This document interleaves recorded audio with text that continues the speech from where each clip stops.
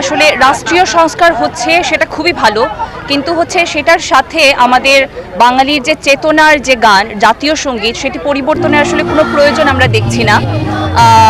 আমরা সেজন্যই আসলে আজকে এখানে মৌলভীবাজারের যত সাংস্কৃতিক কর্মীরা আছি আমাদের কেন্দ্রীয় শহীদ মিনারে এখানে এসে জাতীয় সঙ্গীত পরিবেশনের মাধ্যমে আমরা আসলে এর প্রতিবাদ জানালাম। আমরা সকলেই জানি ১৯৭১ সালে দীর্ঘ ৯ মাস রক্তক্ষয়ী মুক্তিযুদ্ধের মাধ্যমে আমরা একটি স্বাধীন দেশ পেয়েছি, একটি স্বাধীন পতাকা পেয়েছি এবং আমাদের প্রাণের জাতীয় সঙ্গীত পেয়েছি। ছোটবেলা থেকেই আমরা এই জাতীয় সঙ্গীতকে আমাদের অন্তরে ধারণ করি। আমরা কখনোই চাই না এই জাতীয় সঙ্গীত আমাদের কাছ থেকে চলে যাক।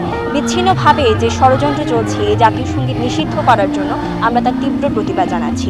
আমাদের আগের প্রজন্ম, আমরা এবং আমাদের ভবিষ্যৎ প্রজন্ম যেন এই জাতীয় সঙ্গীত আমরা যুগ যুগ ধরে গেয়ে যেতে পারি, আমরা তারই প্রতিবাদে আজকে মৌলভীবাজারের সাংস্কৃতিক অঙ্গের একাংশ এখানে একত্রিত হয়েছিলাম।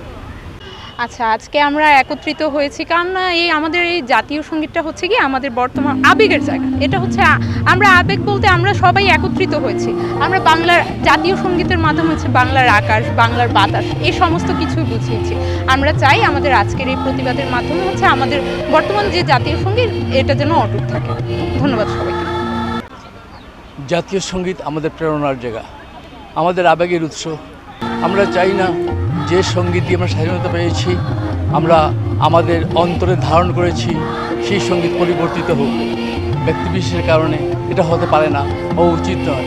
আমরা সমস্বরে আওয়াজ তুলি গোটা বাংলাদেশে, ও আমার সোনার বাংলা আমি তোমায় ভালোবাসি। আসলেও জাতীয় সঙ্গীত আমাদের প্রেরণার উৎস। আমি সবাইকে ঐক্যবদ্ধ হওয়ার আহ্বান জানাচ্ছি। ধন্যবাদ।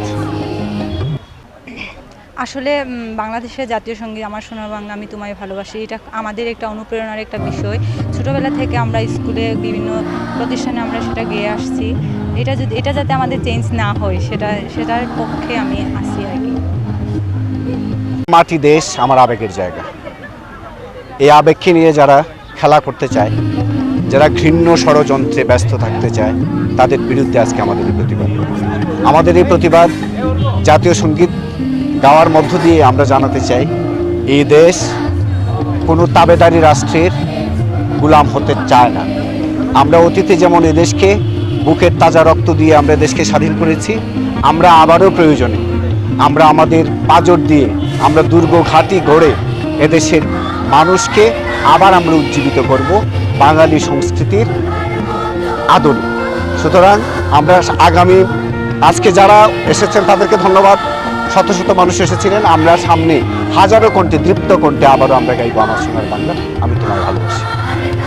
দীর্ঘ আন্দোলন সংগ্রামের যে গণচেতনা, সেই গণচেতনার সাথে আমাদের জাতীয় সঙ্গীত একই সূত্রে গাঁথা এবং মূল্যবোধের জায়গা থেকে এই জাতীয় সঙ্গীতকে আমরা রক্ষা করব। যে কোনো ধরনের সংগ্রামকে আমরা প্রতিহত করব, যে কোনো ধরনের বাধা বিপত্তিকে আমরা প্রতিহত করে জাতীয় সঙ্গীতকে আমরা রক্ষা করব। এই দেশের মানুষের গণচেতনাকে আমরা উদ্দিন রাখব।